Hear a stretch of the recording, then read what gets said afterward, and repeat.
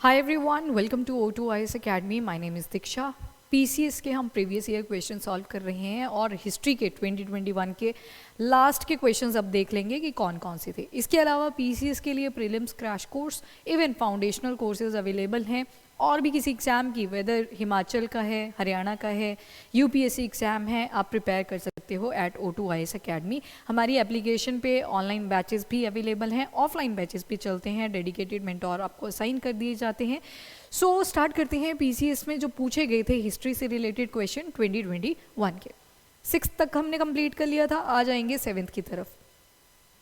कौन से ऐसे इनिशिएटिव थे जो शेर शाह सूरी, जिनका पहले क्या नाम हुआ करता था, फरीद खां, आप मुझे बताएंगे इनको ये जो टाइटल था लायन किंग का, ये किसने दिया था। उसके अलावा इन्होंने एक शेर को मार दिया था एक स्टोरी के हिसाब से, इस वजह से इनको शेर शाह सूरी का टाइटल दिया गया था। फरीद खां इनका ओरिजिनल नेम हुआ करता था। तो ट्रेड एंड कॉमर्स काफ़ी ज़्यादा इमर्ज होता है during the time period of Sher Shah Suri. उस टाइम पे मुगल एम्पायर आ चुका है, पर हुआ क्या, मुगल एम्पायर एस्टेब्लिश होता है ईयर 1526 में, जब फर्स्ट बैटल ऑफ पानीपत होता है। किस किस के बीच में, इब्राहिम लोधी एंड बाबर। तो इन दोनों के बीच में जब फाइट हो जाती है तो मुगल एम्पायर फाइनली एस्टेब्लिश हो जाता है। बाबर की डेथ हो जाती है 1530 में, जिसकी वजह से हुमायूं को गद्दी पे आना पड़ता है। हुमायूं कौन थे, सन ऑफ बाबर। पर हुमायूं जो था, मीनिंग तो था कि गुड लक, पर उतना अच्छा लक इनका नहीं रहा थ्रू आउट लाइफ। इसके बाद जब हुमायूं गद्दी पे बैठते हैं तो 1540 में इनकी फाइट हो जाती है शेर शाह सूरी के साथ, जो बहुत इंपॉर्टेंट बैटल है और बैटल का नाम है battle of Kannauj. Battle of Kannauj के बाद हुमायूं चले जाते हैं इंडिया को छोड़ के और अफगानिस्तान वाले एरिया में चले जाते हैं। तो शेर शाह सूरी ने रूल किया दिल्ली को for time period of 1540 to 1545। उसके बाद जैसे ही शेर शाह सूरी की डेथ होती है, उनका लड़का उतना ज़्यादा प्रोमिनेंट लीडर नहीं था, तो हुमायूं दोबारा से वापस आते हैं इंडिया में और 45 में गद्दी पे दोबारा से बैठ जाते हैं। तो एक 5 साल का गैप आया जिसमें मुगल एम्परर वहाँ पे नहीं थे। ठीक है, तो शेर शाह सूरी के रिस्पेक्ट में आपसे क्वेश्चन पूछा गया है कि ट्रेड एंड कॉमर्स को लेके कौन सी स्टेटमेंट ठीक है।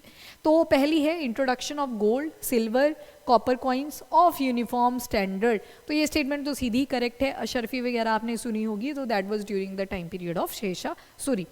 Restoration of Grand Trunk Road, Grand Trunk Road जो था इसकी रिस्टोरेशन कर ली जाती है, again this is correct. Simplified the custom duty structure, जो टैक्स रिलेटेड चीज़ें थी उनको ये सिंप्लीफाई कर देते हैं। क्यों, ताकि लोगों को पेमेंट में टफनेस ना आए। कई बार होता है ना कि जैसे डॉक्यूमेंटेशन का ही काम इतना लंबा हो जाता है कि सामने वाला फ्रस्ट्रेट हो जाता है, तो उस चीज़ को सिंप्लीफाई किया था शेर शाह सूरी ने। यहाँ पे आपके सारे ही ऑप्शंस करेक्ट हैं, आपका option D is done. With reference to the medieval history of India, terms हैं दाहशला। पिछले वीडियोस अगर आपने देखे हैं, दाहशला के ऊपर क्वेश्चन ऑलरेडी आ चुका है। दाहशला, दाह का मतलब है 10, शला का मतलब है ईयर्स।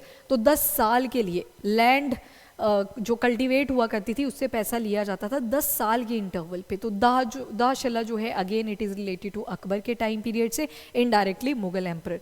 उसके बाद बताई जो था, ये भी एक लैंड रेवेन्यू टाइप का सिस्टम हुआ करता था, बताई। उसके अलावा नश्क, याद करो नश्क।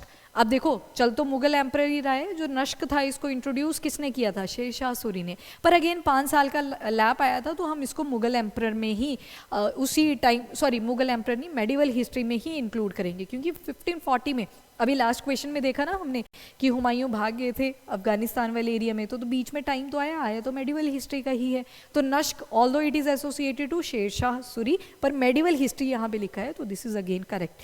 तो लैंड रेवेन्यू सिस्टम था ड्यूरिंग अकबर रेन। ठीक है, अकबर ने भी इवन, यस, शेर शाह सूरी तो पहले आए थे, अकबर से पहले आए देखो बाबर, फिर आए हुमायूं, फिर आए शेर शाह सूरी 5 साल के लिए, फिर से हुमायूं, फिर हुमायूं का लड़का अकबर। तो शेर शाह सूरी एक्चुअल जो फाउंडर हैं नश्क के, वो कौन है, शेर शाह सूरी हैं। उसी को, जो इनकी पॉलिसीज थी काफ़ी अच्छी रही, एडमिनिस्ट्रेशन रहा लगभग 5 साल का, पर वेरी गुड। तो इस वजह से अकबर ने भी इनकी काफ़ी सारी पॉलिसीज को अडॉप्ट किया था। नेक्स्ट आता है all India trade union Congress के बारे में, कि first pan India trade union बनी थी, जिसके 100 साल लगभग पूरे हुए थे 2021 में। ये 21 की बात हो रही है। Who among the following contributed to the formation of all India trade union congress. तो इसमें तो आपको लीडर्स के ही नाम पता होने चाहिए थे।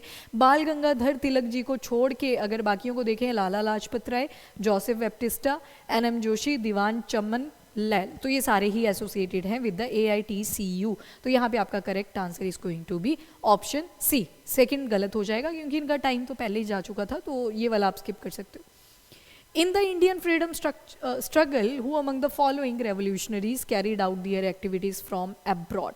अब ऐसे नहीं था कि नेशनल मूवमेंट इंडिया के इंडिपेंडेंस के लिए सिर्फ इंडिया के ही अंदर चल रही थी, फॉरेन में भी हम देखते हैं गदर पार्टी जैसी बड़ी बड़ी एसोसिएशंस बनी जिनके हेडक्वार्टर सैन फ्रांसिस्को में थे, तो अब्रॉड से भी बहुत सारे लीडर्स सपोर्ट कर रहे थे नेशनल मूवमेंट को। तो राजा महेंद्र प्रताप, मौलाना बख्तुल्ला, लाला हरदयाल, ये सारे ही अब्रॉड से सपोर्ट कर रहे थे नेशनल मूवमेंट्स को। तो यहाँ पे आपका जो करेक्ट आंसर होगा that is going to be option D. Now the question from world history section. तो वर्ल्ड हिस्ट्री सेक्शन से आपसे पूछा गया है what important influence did John Locke, Baron de Montesquieu, Jean Jacques Rousseau, Voltaire have on the United State. United State के ऊपर इन सब का क्या इम्पैक्ट रहा? तो ये सारे ही कौन है? यूरोपियन थिंकर्स है, ठीक है, पॉलिटिकल थिंकर्स है। इन्होंने जो अमेरिकन लीडर्स थे उनको आइडिया दिया था कि क्रांति कैसे लाई जा सकती है। तभी तो आपके जो ऑप्शनल सब्जेक्ट होते हैं, चाहे BSIR है, एंथ्रो है, सोशियो है, उसमें हम पहले थिंकर्स के बारे में पढ़ते हैं, तो बेटर अंडरस्टैंडिंग बनती है। तो option B is correct here. तो पॉलिटिकल थिंकर्स थे ये यूरोपियंस के। एक टाइमलाइन है फ्रॉम जुलाई टू 2 अगस्त 1945। जो अलाइड नेशंस थे वो पोस्ट टाइम कॉन्फ्रेंस में मिलते हैं और ये डिसाइड किया जा सके कि किसके ऊपर कितना सैंक्शन लगेगा, क्योंकि अभी रिसेंटली नाजी जो जर्मनी थे उन रजीम को डिफीट किया था। इस वजह से ये क्वेश्चन आपसे पूछ लिया गया था 1945 के कॉन्टेक्स्ट में। वर्ल्ड वॉर 2 के बाद का सारा टाइमलाइन चल रखा है, तो इसके रिस्पेक्ट में आपने बताना था कि क्या इंपॉर्टेंट स्टेटमेंट करेक्ट होगी। तो इन्होंने क्या किया था, जो पोटेंशियल था फॉर वॉर, जो वेपन्स वगैरह थे उसके ऊपर सीज लगा दिया था। तो ये सारा जो है आपका ऑप्शन सी आ जाएगा, disabled in order to destroy potential for the, जितने भी वेपन्स यूज़ हो रहे थे उनको डिस्ट्रॉय करने के लिए लाई की थी, ताकि ऐसे वर्ल्ड वॉर दोबारा से ना हो। उसके बाद कोल्ड वॉर तो आता है, पर वो कोल्ड वॉर ऐसे टिपिकली फाइट्स नहीं हो रही थी एज जैसे कि आपके वर्ल्ड वॉर्स के अंदर हो रही थी, ठीक है। तो यहाँ पे आपकी हिस्ट्री होती है कंप्लीट। अगले वीडियो में मिलेंगे विद द नेक्स्ट लेक्चर। अभी के लिए thank you everyone, have a nice day.